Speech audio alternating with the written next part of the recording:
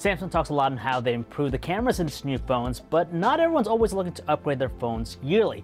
That's why I want to take a look at the differences between the Galaxy Z Fold 6 and the Fold 4, because that's just enough time for more meaningful improvements. Just like my other videos, I've captured over 200 photos between them to see how they compare in different scenarios, to see which is the best phone for photography. What's interesting is that their camera specs look identical on paper. This turns out to be a triple camera setup that consists of a 50 megapixel main camera, 12 megapixel ultra wide, and a 10 megapixel telephoto with 3x optical zooms. Their selfie cameras are also identical, with 10 megapixel cameras on the outer screen, while there's a 4 megapixel under display one in the inner screens. Knowing that the setup is identical, it obviously will come down to how the Z Fold 6 tweaks its photos with newer image processing algorithms and AI. And with that, let's begin.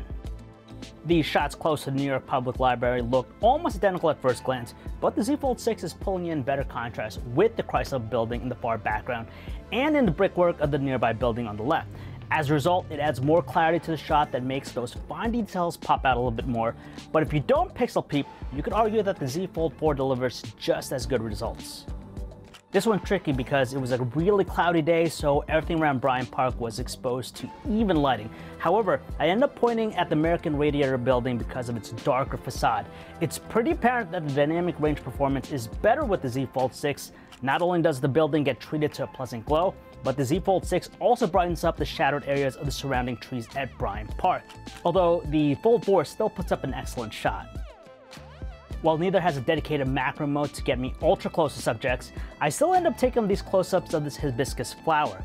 My eyes are instantly drawn to the Z Fold 6's shot, mainly for how it captures more fine detail of the pollen around the stem, in addition to how there's more definition in the petals. It's not a bad photo with the Z Fold 4, but notice how those details aren't as sharp to the eye. Due to the brighter image of the Z Fold 4 shot, it overexposes the red and green peppers in these shots, whereas the Z Fold 6 has a more neutral exposure that results in more vibrant colors. This also extends into the green zucchinis on the top shelf, as well as the brown ginger root on the bottom. I'm not sure what Samsung's doing to tweak the outer screen selfie with the Z Fold 6, but I'm constantly seeing it over-sharpening the background. It doesn't look good when you look at these shots side by side. On one hand, both manage to capture all the fine details of my face, including the fabric and stitching patterns of my shirt, but the background just looks more crisp to me with the Z Fold 4. Finally, there's one for the Z Fold 4. I'm inclined to not recommend using their inner screen selfie cameras unless you absolutely have to, because they're the weakest cameras on both phones. Since they're under display cameras, they suffer from extreme softening due to how they're shooting through the display panel rather than the obstructed view in typical selfie punch-outs. Between them, the Z Fold 4 has a softer looks, which I can see when I zoom into my face in the shots. Notice how the background also looks fuzzier with the Z Fold 4. The Galaxy Z Fold 4 is too generous with how it brightens up these shots, and these portrait photos at 1x zoom prove it again. While it's great that it gives my face a nice glow, it lacks the natural exposure of the Z Fold 6, while also blowing out the colors of my shirt in the process. Do you see any differences in these shots of the buildings overlooking Bryant Park at 3x zoom? I know I don't. It's not until I crop into the images that I realize that the Z Fold 6's telephoto camera picks up more of the finer details that the Z Fold 4 misses.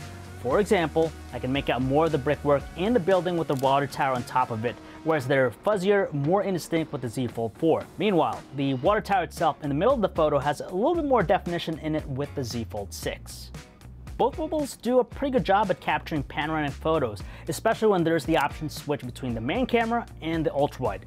But between them, I'm going to give it to the Z Fold 6 largely because of its even exposure. The Fold 4 has a tougher time with high contrast scenes, which results in the highlights being overexposed. You can see it here in the shot of the fountain at Bryant Park. I've always been pleased with the low-light performance of the Z Fold 4, but the Fold 6 does a much better job, partly because of how it boosts the exposure in the shadows. Take this tree for example in my yard, where it better exposes the leaves and branches. The only downside of how the Fold 6 handles low light is that it casts too much of a warmer color temperature, whereas the Fold 4 has a more natural tone. Am I surprised by how this one turned out? Not really. New phones are expected to be incrementally better. However, I was expecting greater results out of the Fold 6 given the 2-year gap it has over the Fold 4. While it cruised in just about every category, the margin of victory was minimal at most, which is probably due to how the cameras are essentially identical. What do you guys think? Let me know in the comments below. Don't forget to watch our Z Fold 6 video on our channel. Make sure to follow us on social @TomsGuide. I'm John B, and I'll see you in my next video.